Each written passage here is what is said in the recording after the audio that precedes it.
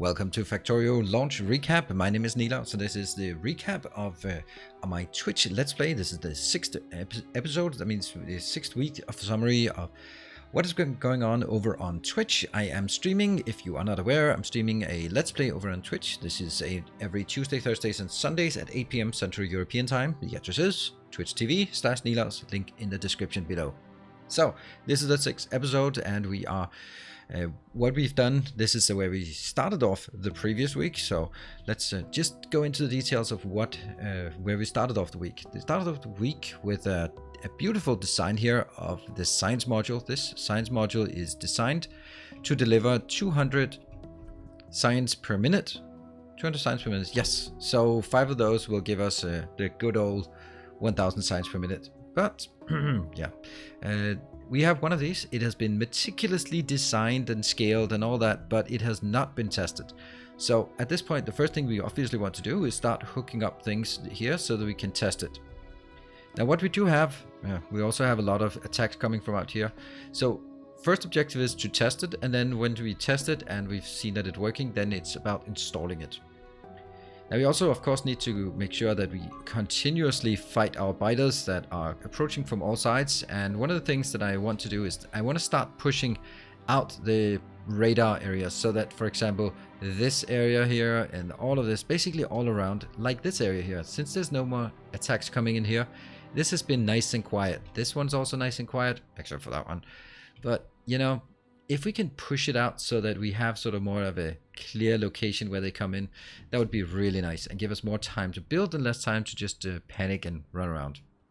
So those are the things: testing the module, securing perimeter, installing the module, making sure that things keep working out here with our 3 operational rocket modules, each launching a rocket every 5 minutes.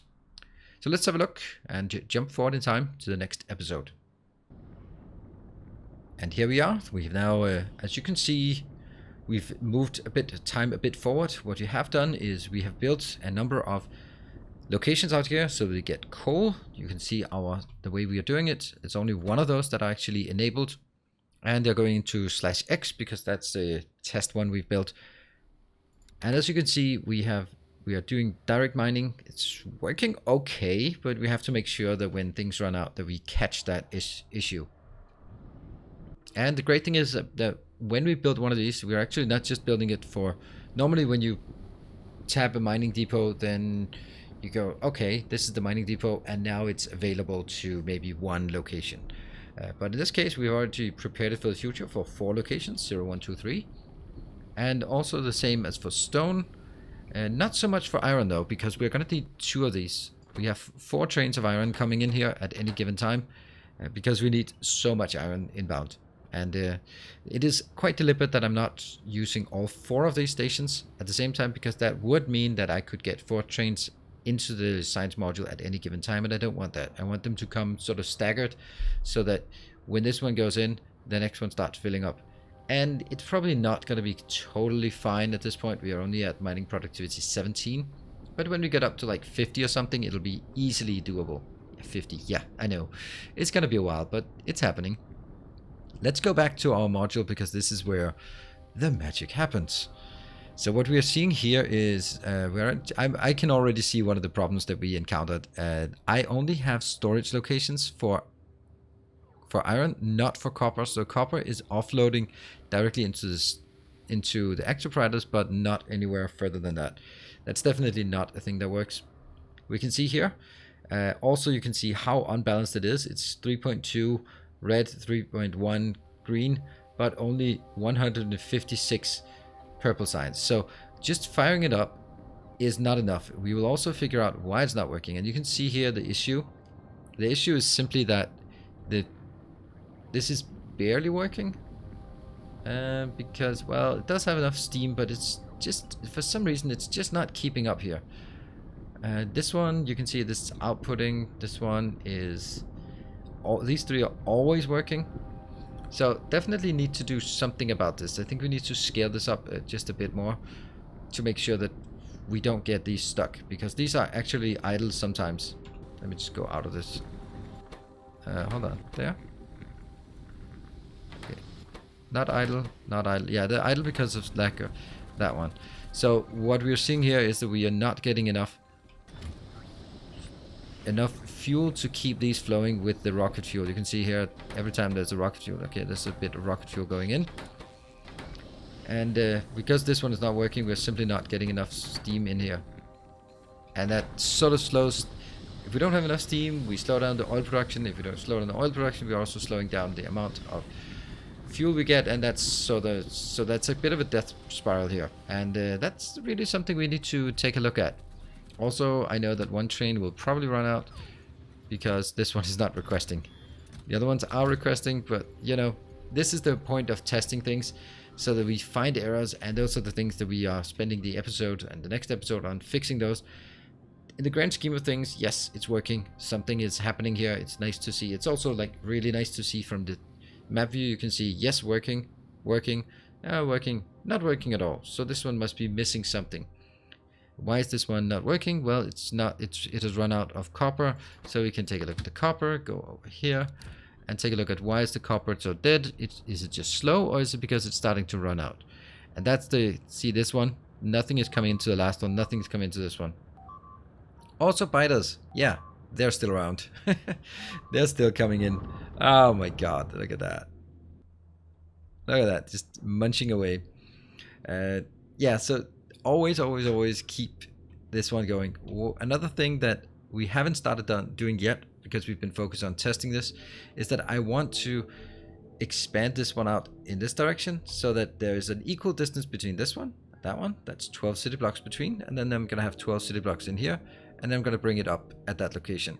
I think it's gonna go all the way over here, so there's a lot of work on clearing biters out here and taking that area out. As you can just, I get twitches every time I hear that sound, because it happens all the time. But it's part of the challenge of this one, just trying to manage how much time we spend on building, how much time we spend on base defense, and how much time we spend on sort of pushing back the radar areas, because that's going to be a big issue here. Let's jump forward in time and see now with some more hours on optimizing this one, and then see if we can get it installed out in the world. And here we are. We can see that the majority of this episode has been spent on doing expansion outwards. So the little unit here is now providing, or our science unit is working much better at this point. Well, kind of. It's still running out of copper, which is something we saw just before. If we look at this line, it's 4,000 for most of it, but not surprisingly, purple and yellow science, the most expensive, complicated ones, are lagging behind. And I can guarantee you the reason why, well, I hope, my guess based on this one is the reason why yellow science is lagging behind is because of blue circuits, and blue circuits because of red and green circuits, and red and green circuits because of copper. That would be my guess. It is... yeah, it's the blue circuits that are not here. All the other ones are already in the box, but the blue circuits not in the box. Blue circuits are not working because of lack of green. Lack of green is, or the green production here is dead because of lack of coils, and coils is dead because of lack of copper. So it all makes sense, granted that we don't have enough copper. So that's one of the things that we have to work on as well. What I've started doing as well is up here, we've taken all of this area. We've now, all of this is now pretty much done in terms of building a grid out here. That means we don't get the spawns really close. We get the spawns out here, and you can see it's not quite out of the pollution range, but it's just out here, and we know that they're going to be having to run into some laser turrets before they even get inwards. That means they're not going to be munching on our softer parts of our base, but they're going to be out here, and then I have time to respond with sending a Spidertron up here and just cleaning this path. So that's really nice. Now we've built here, we are starting to install the first of these units, and you can see there are a lot of things that are missing. We send out our supply train, and we're just about building this and landfilling, and then we get it out here. What we'll then do after this, we need to make sure that the white Bidertron here is clearing out this area, because that's too much and it's going to be close to our pollution when it starts working. We're going to tap this one for copper, this one for coal, this one for iron. We could take this one later. Stone is, we can take down there. Actually, I think we'll take the coal from there as well, but I don't know. Copper, definitely taking that one. And iron, I think we'll take this one as well. Anyway, so you can see that we are starting to expand out, and oh man, that it's luckily we'll just zoom forward in time and it's going to be all better from there. Let's look at the last episode, or sort of the last stream of the week, and take a look at what we built in that one. And this is now at the end of the 20th stream. A total of 86 hours has been put into this base, and based on that, I think if we look at things, we can see the new cluster here is working. This cluster, our test cluster, is working for science and science, so that means each of these are now creating 200 science per minute, and the home base is also doing something. We also have these three operational. One of the big things we had, and we found a cool solution to, is that here we simply ran out. You can see it ran out, and then it's pretty cool that we can actually take let's see if I can do that I can actually take this when it runs out and then flip it on the other side, and that will just reinvigorate it for a bit. And that's a great way to sort of get more out of a patch like this. Of course, it's not going to be perfect. It's far from it. What I have done as well is I have installed a little What? I've installed a warning. I have not installed a warning here, or I must have picked it up again. I've installed a warning in this one here. This one will give us a notification if it's been more than 10 minutes since this one has last launched a rocket. It should launch a rocket every 5 minutes, so if 10 minutes pass, something is gravely wrong. Most likely one of the materials, iron, copper, coal, have been run out, or has run out, and therefore is not keeping up anymore. This way we can see copper is actually keeping up, and it's actually the iron here that isn't quite keeping up with the base demand. And I think this one is this is a great way to do it. I still haven't figured out a good way to identify if the stops here are running out. Maybe we could make a warning or something where if a train has been parked at a location for more than X minutes, then we are going to say this is too slow, and then I need to come back and take a look at it. I've also changed all my trains so that they now have a condition that says full cargo or 5 minutes of inactivity, because if, let's say, if the last wagon here is running out, then it will never be inventory full, and then it can at least be filling up the first 3 wagons, and then it'll idle for 5 seconds and then go out. So here we're also now working on mining productivity 21. That's something. It's quite useful.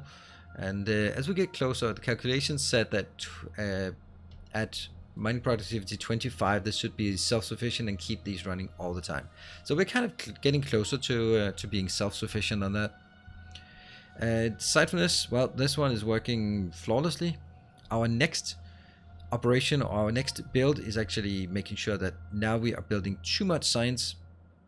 We can't consume the science back in our base, and that means the base here is super idle. You can see many trains are just standing here waiting. All of this is very slow, and it's kind of boring because you can see on this one we have science coming in. I'm going to reroute the science instead of coming in here where there isn't really room for it. This one should actually also be cancelled when these are full. Then I'm going to build a new dedicated location, probably here.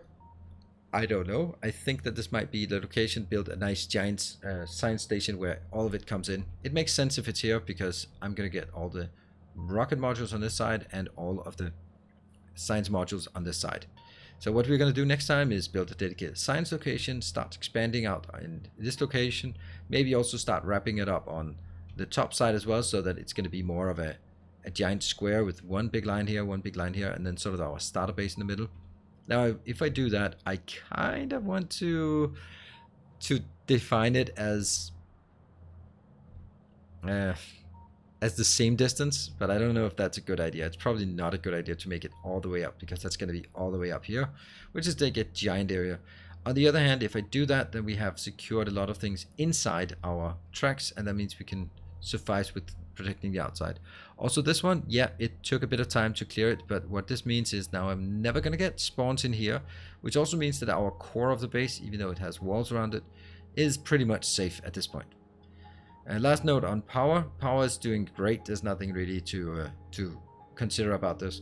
I really like this idea of having these modules, because it means that I can gradually scale up my base what we can see here is we've launched 588 rockets. So yeah, we're launching rockets pretty efficiently. Still not, unfortunately, able to keep up, but I feel confident that with 10 modules here installed, or at least just 5, we can keep.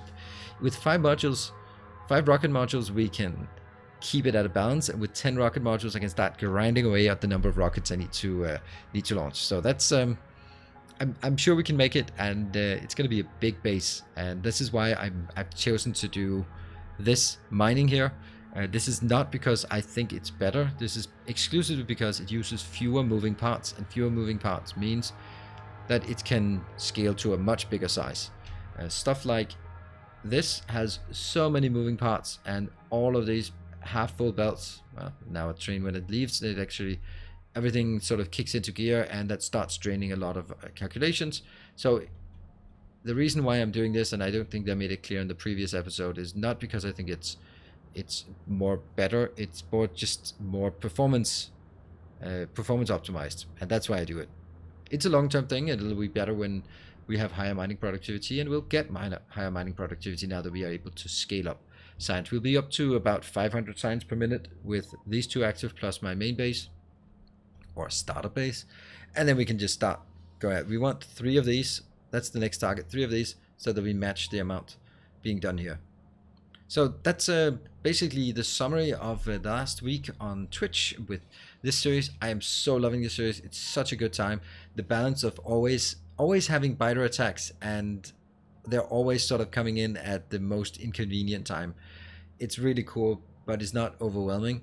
And I'm having so much fun with that, and just controlling all of the 5 Bitertrons running around while I try to build, design, expand, and secure at the same time. It's a really good balance, but we still have time to just go on rants and talk about whatever comes up. So if you want to, if you have the time, then do drop on by on Twitch. The address is twitch.tv/Nilaus, and I'm streaming this on Tuesdays, Thursdays, and Sundays at 8 p.m. Central European Time, 4 hours. So this is 12 hours of quality content. Well, I mean, I can't promise that, but it's 12 hours of content at least of Factorio, if you feel that you are missing something now on my channel with the Let's Start Automating running out. Thank you very much for watching. I hope to see you here on YouTube, on Discord, or on Twitch. Thank you for watching, and as always, stay effective.